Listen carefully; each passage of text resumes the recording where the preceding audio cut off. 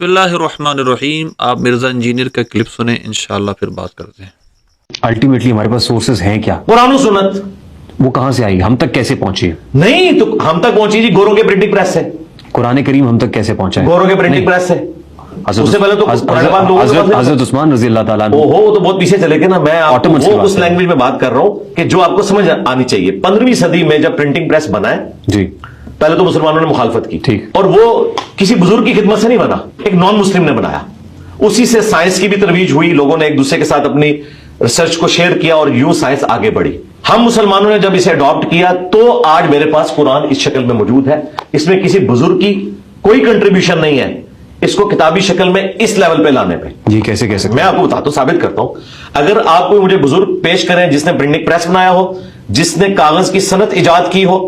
آپ نے سنا کہ کس طرح اس کے دل میں بزرگان دین کا بغض بھرا ہوا ہے، اور کس طرح اینکر نے جو سوال پوچھا ہے اس طرف وہ نہیں آ رہا کہ ہمارے پاس قرآن پاک اور احادیث کا مجموعہ کیسے پہنچا. ظاہر ہے کہ اس کا الٹیمیٹ جواب تو یہی ہے، بزرگان دین ہمارے جو بڑے مسلمان گزرے ان کی طرف سے.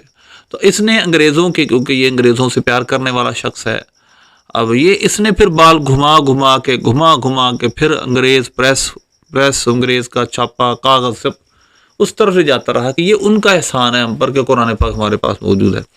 مرزا انجینئر کم از کم تمہاری عادت جو پرانی ہے وہ تھوڑی سی ختم کر لو. اب پڑھنا شروع کرو، بات کرنے سے پہلے تحقیق کر لیا کرو. کاغذ کس کی ایجاد ہے اس پر تھوڑی ریسرچ کر لو، تمہیں پتہ چل جائے گا کاغذ کس کی ایجاد ہے.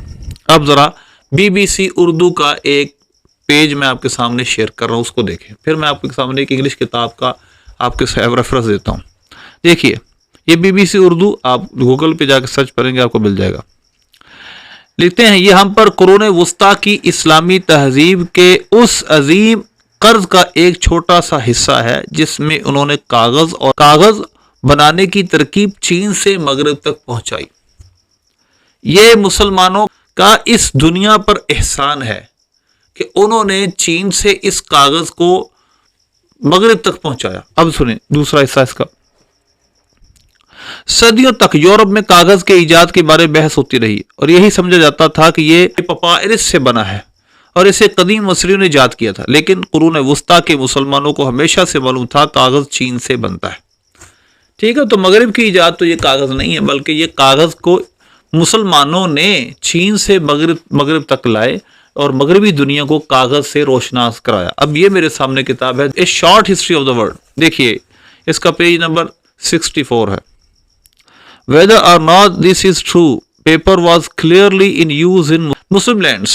Whether or not this is true, یہ سچ ہے کہ نہیں.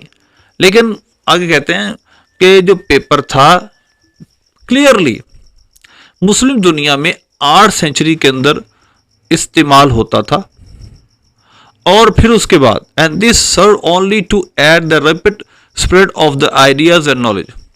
اور یہ کیوں تھا؟ کیونکہ مسلمانوں میں بہت زیادہ علم پھیل رہا تھا تو کاغذ مسلمانوں کی مجبوری تھی، تو انہوں نے پھر کاغذ کی پوری ایک مارکیٹ بنا لی. They even had a book trade while many Europeans were still writing on animal skills or even bark. اب یہ جو بات یہ کر رہا تھا یہ تو الٹ ہے. او بھائی یورپ جس وقت ہڈیوں پہ لگتا تھا، جس وقت وہ چمڑے پہ لگتا تھا، مسلمانوں کے پاس وقت اس کا ٹریڈ مارکیٹ تھی، پوری اس کی پوری تجارتی منڈی تھی کاغذ کی. تو اس وجہ سے مرزا انجینئر بات کرنے سے پہلے سوچ لیا کرو، تحقیق کر لیا کرو کہ ہم پر جو مسلمان قدیم لوگوں کے احسانات ہیں ان کو یاد کرو، ان کے خلاف نہ دل میں بغض رکھو، یہ اچھا نہیں ہے. اور اگر تم نے یہ بات کرنی ہوتی ہے کوئی ان کے خلاف تو تحقیق کر لیا کرو واقعی یہ ان کی طرف منسوب بات کی جا رہی ہے صحیح بھی ہے کہ نہیں. تو لہذا قرآن پاک حدیث یہ ان بزرگان دین کا ہم پر احسان ہے جنہوں نے ہم تک اس کو پہنچایا ہے. باقی کاغذ اور یہ چھاپا سارا، باقی یہ پوری دنیا کی کلیکٹیو سائنس ہے.